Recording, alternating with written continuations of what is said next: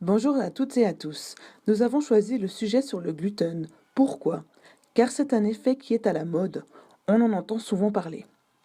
Et aussi pour mieux le comprendre et être à même de bien informer les patients, les proches, les soignants. Bonjour à tous. Manger sans gluten, effet de mode ou pour soigner une maladie? Que ce soit par conviction ou simplement pour se faire du bien, la mode est au régime d'éviction.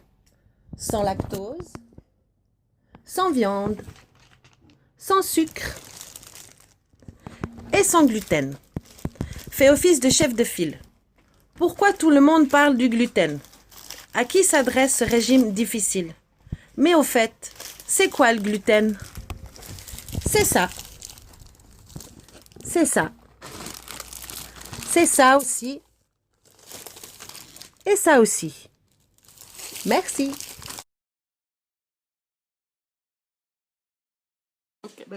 Je sais pas. Je sais pas, c'est une céréale. C'est un composant du blé. Quoi le gluten? Gluten. Alors le gluten, c'est une composante des céréales. On le trouve dans les céréales de blé et puis tu le vois dans le pain, dans différentes préparations alimentaires. Voilà. Alors moi je sais ce que c'est que le gluten, mais je ne sais pas expliquer. Alors le gluten, c'est une protéine qu'on trouve dans certaines céréales, en particulier dans le blé. Tu sais ce que c'est le gluten? C'est ça la farine. C'est sans la farine? Oui. Pour moi, c'est ça. Je ne sais pas si c'est juste. Le gluten, c'est une substance qui est contenue dans l'enveloppe des céréales. Ok. C'est bon? Oui. Donc, le gluten, pour moi, c'est une molécule alimentaire, quelque chose qui fait partie de notre alimentation, pour laquelle on peut être intolérant. C'est bon. Alors le gluten, c'est un élément que l'on trouve dans le blé et dans certaines, en moindre quantité dans le blé et dans certaines autres céréales comme l'avoine. Maintenant, je ne vais pas tous les citer. Le gluten, en fait, c'est la protéine du blé. Et c'est celle qu'on utilise souvent chez les végétariens. On l'extrait en lavant la farine pour en faire un enrichissement de protéines, justement. Et on peut être allergique au gluten. Et on peut avoir une intolérance au gluten, même si ce n'est pas montré par les résultats du labo.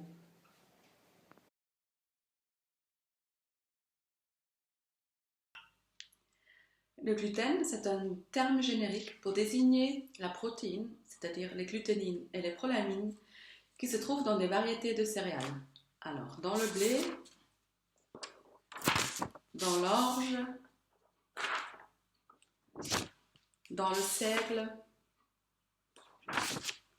l'épeautre, dans l'engrais, amidonnier, triticale et dans plein d'autres variétés. Autrement dit, le gluten, c'est la partie insoluble du gras.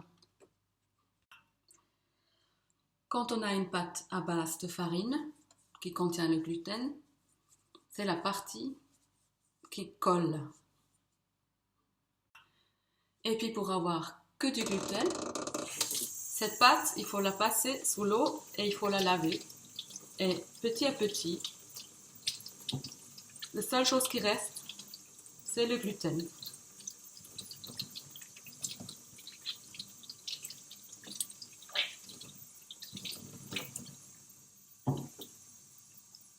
Voilà. Le gluten représente 60% de notre alimentation aujourd'hui. Depuis notre enfance, nous en mangeons quasiment à chaque repas. Pour les gens souffrant d'une intolérance ou une sensibilité au gluten, sans le savoir, manger du gluten pourrait être la source d'une grande souffrance. Ils ont des symptômes qui peuvent correspondre à d'autres pathologies digestives, mais sans un diagnostic, ils souffrent sans trouver la cause. Bonjour. Bonjour. Quels sont les symptômes du gluten? Les symptômes de gluten sont fatigue chronique, épuisement, carence en fer, maux d'estomac fréquents, troubles de la concentration, baisse de performance, irritabilité et tendance dépressive, amaigrissement et perte de forme, diarrhée et constipation. Et pour finir, il y a douleur osseuse. Ai-je répondu à votre question? Oui, merci. La cause de la maladie coœliaque. Elle repose sur des facteurs héréditaires avec une prédisposition génétique. Le système immunitaire libère des substances qui provoquent une réaction inflammatoire dans l'intestin grêle après la consommation contenant du gluten. Elle provoque une réaction auto-immune. Cette réaction immunitaire détruit la structure typique de la muqueuse et de l'intestin grêle. De ce fait, l'absorption des graisses, des protéines, des vitamines, des sucres et des minéraux est moins bonne et peut amener à de grandes carences.